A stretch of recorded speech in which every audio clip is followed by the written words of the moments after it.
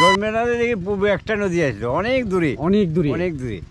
এখন সেটা ভাঙতে ভাঙতে ভাঙতে ভাঙতে চলে গেছে আমাদের আছাড়া ইয়ে করে নিয়েছে আর কি।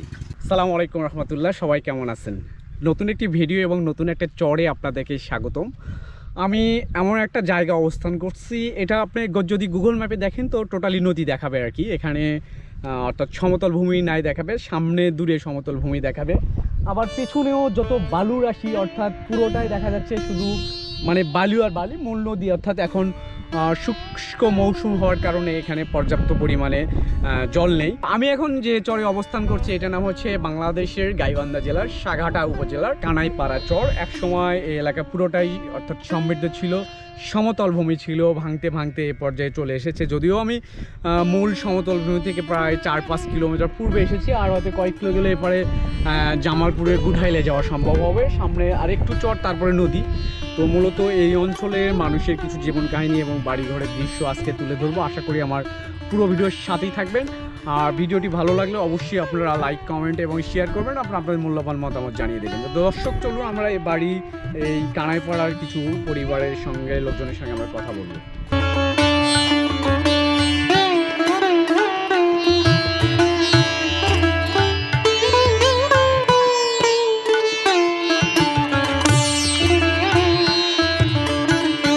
তো মূলত এখানে চারিদিকে যমুনা নদী, মাঝখানে চর জেগে উঠেছে বললে ভুল হবে। এক সময় ছিল, আবার ডিভাইডেড হয়ে গেছে। একটা বাড়ি আমরা দেখছি, মূলত দেখি বাড়িতে কেউ আসে কিনা, তাদের সঙ্গে আমরা কথা বলার চেষ্টা করব।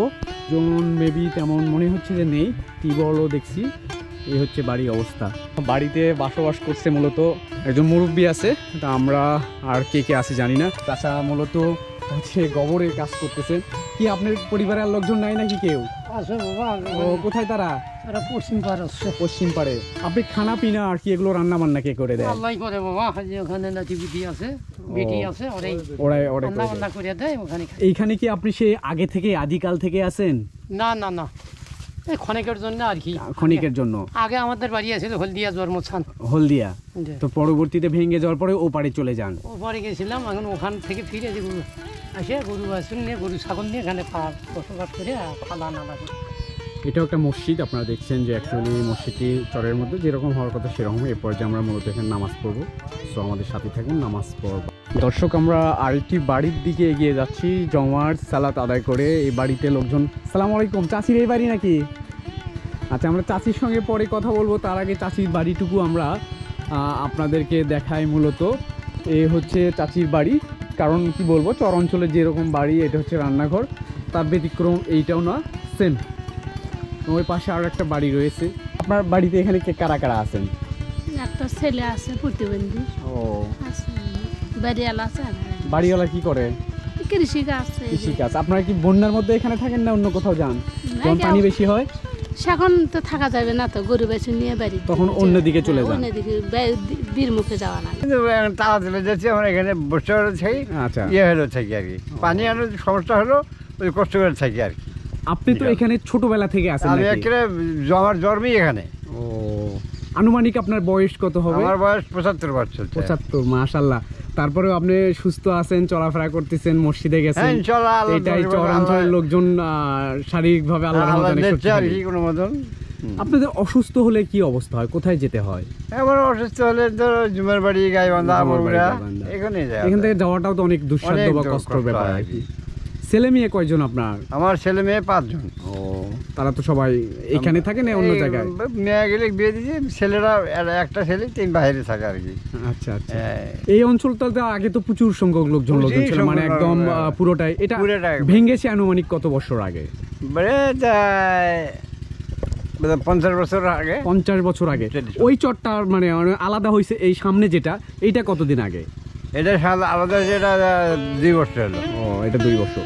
বাট এই 50 বছর আগে আপনি অনেক দূরে নদী দেখেছেন তো ছোটবেলা থেকে আর কি। যেহেতু আপনার বয়স বললেন যে 75 পার হয়ে গিয়েছে, তাহলে আপনি তো সব দেখেছেন, এগুলো একদম কালের সাক্ষী হয়ে আছেন। সব দেখি।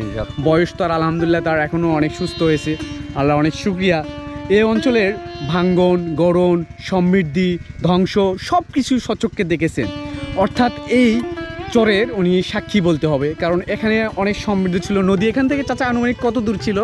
বা এখান থেকে 3 মাইল 4 মাইল 3 মাইল চারে দূরে ছিল, এখন সেটা নিকটেই চলে আসছে, আবার সামনেও ভেঙে গেছে। এগুলোর সাক্ষী। তো আমরা চাচার জন্য দোয়া করব, উনি বেঁচে থাক, সুস্থ থাক যে কদিন। মোটামুটি আলহামদুলিল্লাহ এখন অনেক সুস্থ আছে, আমরা সবাই তার জন্য দোয়া করব। এই চরবাসীর জন্য আমরা দোয়া করি। এই অঞ্চলের ভুট্টো সমৃদ্ধ, কারণ চর অঞ্চলে প্রচুর পরিমাণে ভুট্টো হয়ে থাকে। আপনারা দেখছেন ভুট্টোর গাছ, প্রচুর ভুট্টোর গাছ দেখছি। মরিচ, ভুট্টা এগুলো বেশি সাধারণত ফলে থাকে। তো বর্ষাকালে এগুলোতে পানিতে হাবুডুবু খায়, বাট এখন অনেকটাই হচ্ছে পানি ছাড়া আর কি। কানাইমারি চরে মূলত আমরা চলছি আর কি, এগিয়ে চলছি। আপনারা দেখছেন এই যে বাড়িঘরগুলো, এই অবস্থা, সিমের গাছ সহ অনেক কিছু রয়েছে, গাছগাছালি ঘেরা। যদিও এই অঞ্চলটা এতটা মনে না, এটা আপনারা দেখে আমি অবাক হয়ে যাচ্ছি, আপনারাও অবাক হয়ে যাবেন। আমি খুব অনেক আগে দেখেছিলাম, এটার নাম হচ্ছে খোসকার গাছ, খোসকার গোটা বা খোসকার বিচি। আপনারা হয়তো দেখেন নাই, যারা দেখেন নাই তাদের জন্য মূলত এটা দেখাচ্ছি। আপনারা দেখছেন এইগুলো আসলে সচরাচর চোখে পড়ে না, হঠাৎ করে এই মুহূর্তে আমার চোখে পড়লো।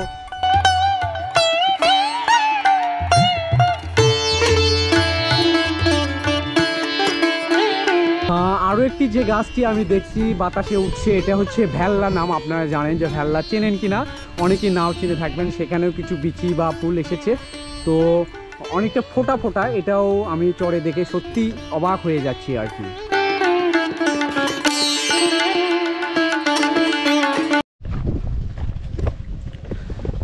চর অঞ্চলের এই ফাঁকা রাস্তা দিয়ে আমি একাই মূলত হেঁটে চলছি। বেশ কিছু ব্যাগেজ এবং লাগেজ ইনস্ট্রুমেন্ট রয়েছে। অলরেডি আছরে আজান দিচ্ছে, কারণ একটু পরে এগুলো হচ্ছে নৌকো পাওয়া যাবে না, পরে নৌকা দিয়ে পার হতে হবে। সো এই হলে ঘটনা। আজকের দিনটি মোটামুটি অনেক কষ্টের মাঝেও ভালো কাটলো, কারণ প্রচুর এলাকা আমরা হেঁটেছি, অনেক কষ্ট হয়েছে। তারপরও এই অঞ্চলের মানুষের কিছু কথা আপনাদের সামনে তুলে ধরতে পেরেছি। সো সত্যিই অনেক ভালো লেগেছে। তো আজকে যাচ্ছি, চলে যাচ্ছি, আবারও দেখা হবে পরবর্তীতে ইনশাআল্লাহ।